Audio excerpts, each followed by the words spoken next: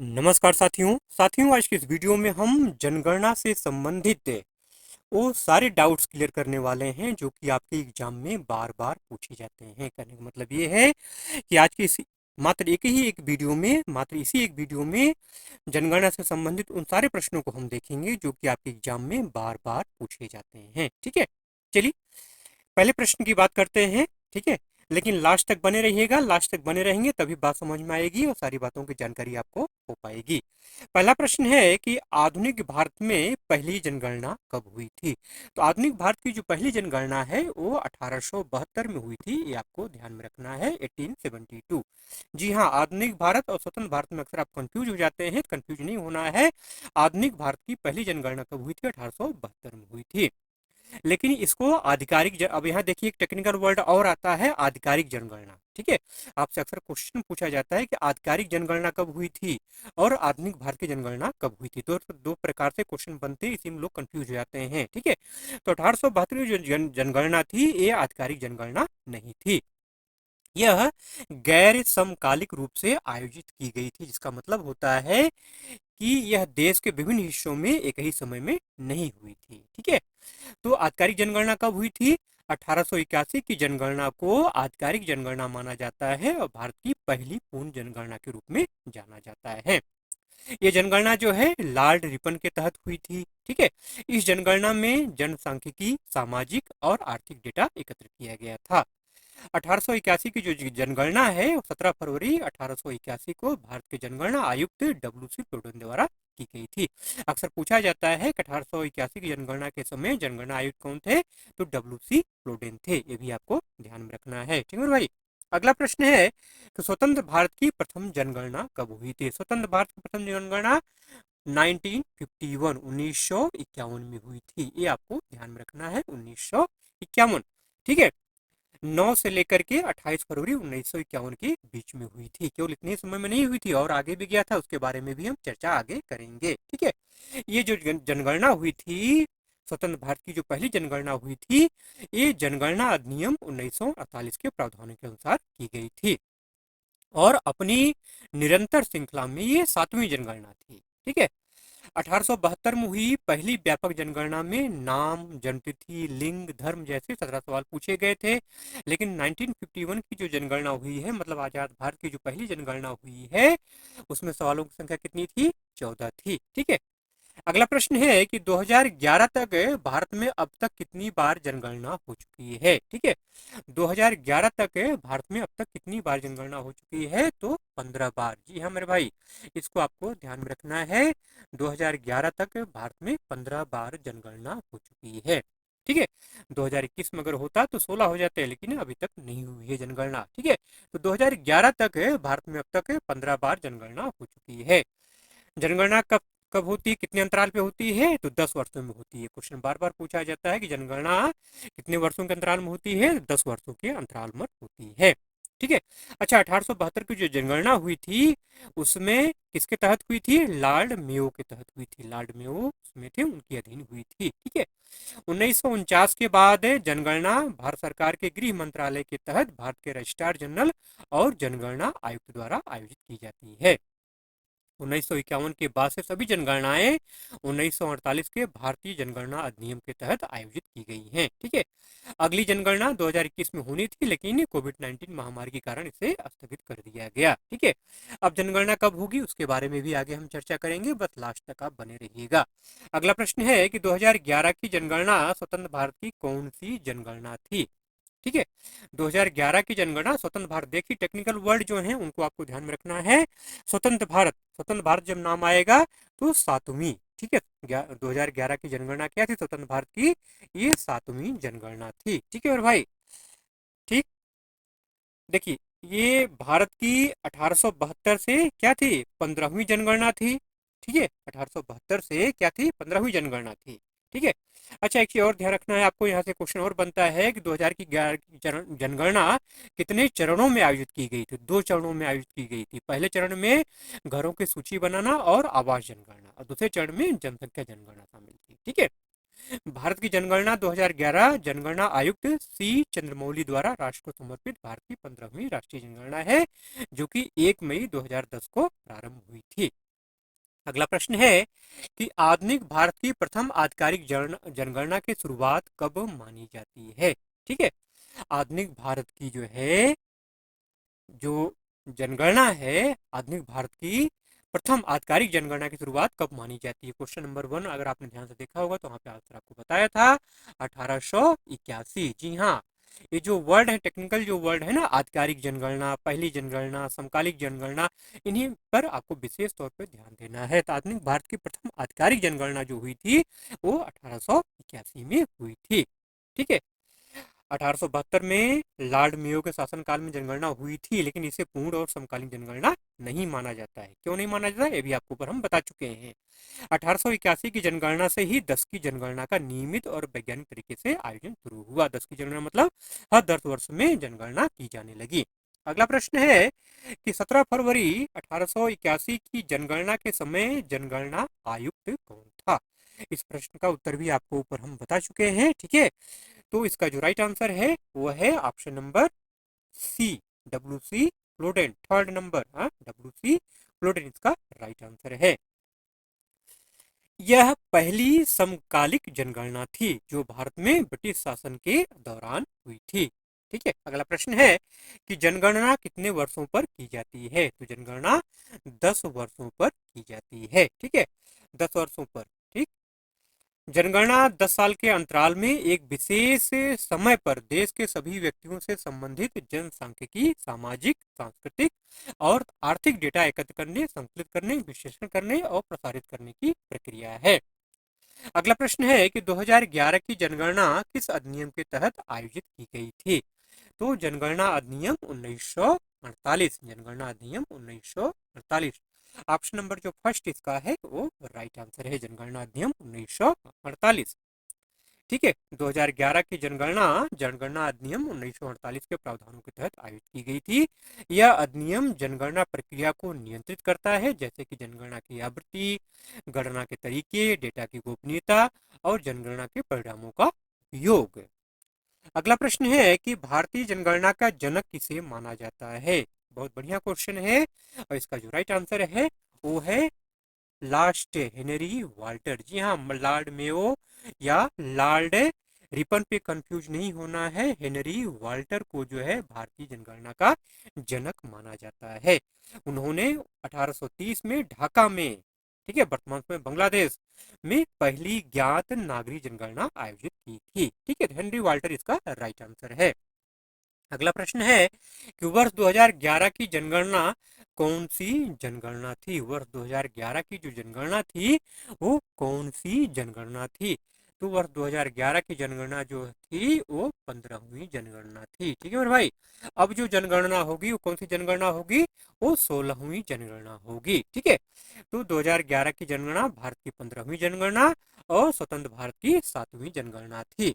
जनगणना जनगणना की शुरुआत 1 अप्रैल 2010 को हुई थी, जिसमें राष्ट्रपति पहले नागरिक थे। उसके बाद भारत के उपराष्ट्रपति को जनगणना में शामिल किया गया था। मतलब जनगणना जब हुई तो सबसे पहले किसको गिना जाता है, राष्ट्रपति को, उसके बाद उपराष्ट्रपति को। ठीक है, जनगणना 2011 का नारा था हमारी जनगणना हमारा भविष्य। बार बार क्वेश्चन पूछा जाता है कि जनगणना 2011 का नारा क्या था, तो हमारी जनगणना हमारा भविष्य। अगला प्रश्न है कि 2011 की जनगणना के अनुसार भारत का लिंगानुपात कितना है। बहुत महत्वपूर्ण क्वेश्चन है, बार बार पूछा जाता है। तो 943, 943 आपको ध्यान में रखना है। 1000 पुरुषों पर 943 महिलाएं। ठीक है, तो 2001 की जनगणना की अगर बात करें तो 2001 में जो लिंगानुपात था वो 933 था। इस तरह से 2011 में लिंगानुपात बढ़ा है। ठीक है, केरल में सबसे अधिक लिंगानुपात जो कि प्रति 1000 पुरुषों पर 1084 महिलाएं हैं। ठीक है, हरियाणा में सबसे कम लिंगानुपात जो कि प्रति 1000 पुरुषों पर 877 महिलाएं हैं। ग्रामीण भारत की अगर बात करें तो 1000 पुरुषों पर 949 महिलाएं हैं। शहरी भारत की अगर बात करें तो 1000 पुरुषों पर 929 महिलाएं हैं। तो मेरे भाई, जो भी की पॉइंट आपको बताए जा रहे हैं ये मामूली नहीं है, बहुत ही महत्वपूर्ण फैक्ट है, बहुत ही महत्वपूर्ण क्वेश्चन है और बार बार इनसे आपसे क्वेश्चन पूछा जाता है, चाहे वो एसएससी हो, चाहे दिल्ली पुलिस हो, चाहे आरआरबी हो, चाहे कोई भी एग्जाम हो। हर एग्जाम में क्वेश्चन के आंकड़े जो आपको बता रहे हैं इनको आपको ध्यान में रखना है। अगला प्रश्न है कि वर्ष 2011 की जनगणना के अनुसार किस राज्य का लिंगानुपात सबसे ज्यादा है? किस राज्य का लिंगानुपात सबसे ज्यादा है? ऊपर हमने चर्चा किया है। राइट आंसर क्या हो गया इसका? केरल। जी हाँ, बिल्कुल सही, केरल। केरल का लिंगानुपात कितना है? 1084 है। ठीक है। वर्ष 2011 की जनगणना में भारत में बाल लिंगानुपात 927 था, जो कि 2011 की जनगणना में घट करके 919 हो गया। ठीक है। मिजोरम में शिशु लिंगानुपात मतलब 0 से 6 वर्ष के बच्चे सबसे अधिक 971 है। इसके बाद मेघालय का नंबर आता है 970। हरियाणा 830 के अनुपात के साथ सबसे नीचे है। ठीक है। अगला प्रश्न है कि 2011 की जनगणना के अनुसार किस राज्य का साक्षरता दर सबसे कम है? ठीक है, साक्षरता दर। ठीक है, तो इसका जो राइट आंसर है सेकंड नंबर, बिहार। जी हाँ, बिहार का जो साक्षरता दर है वो सबसे कम है। ठीक है, 2011 की जनगणना के अनुसार बिहार में जो साक्षरता दर है वो 61.8% है। बिहार में न्यूनतम पुरुष साक्षरता दर 71.2% और महिला साक्षरता दर 51.5% है, जो कि भारत में सबसे कम है।